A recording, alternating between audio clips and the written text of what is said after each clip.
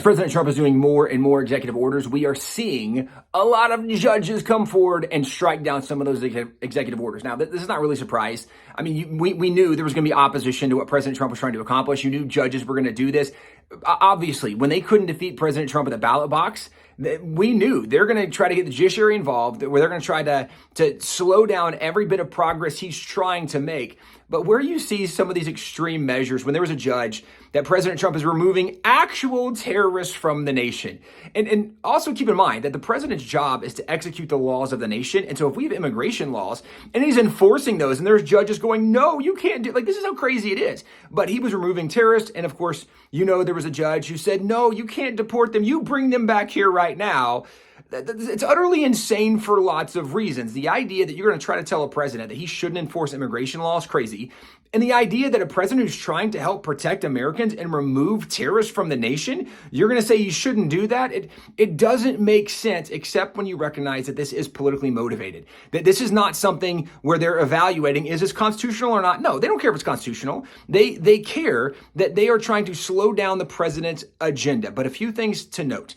Anytime you look at a Supreme Court decision as an example, if you go and read a decision, at the beginning of the decision, it always says the opinion of the court. Now, why does that matter? Because all judges can do is give you their opinion. They have no way to enforce that opinion. And by the way, when judges give their opinion of what's constitutional, you know who else can give a constitutional opinion? The legislative and executive branch. The Supreme Court, the judicial system, is not the only branch that can determine constitutionality, and they have no power to enforce constitutionality. So a lot of this is just a political game. It's a ruse. But the founding fathers in their brilliance, when they set up a separation of powers, when they established checks and balances, what they recognize, and John Adams has several letters on this, but even George Washington, Alexander Hamilton, James Madison, all of them wrote about this. They said, we don't trust people. They said the heart of man is wicked and deceitful. You can't trust it. So we need to separate powers. And that way, when you finally have somebody that's crazy, they won't have all the control. There will be checks and balances. People can come in and hopefully get the right decision made. Well, this is the reason they did this. We are seeing some of it right now, why there's checks and balances. And when President Trump said, hey, if this judge is telling us we can't do things to protect the American people, maybe we should consider impeaching that judge.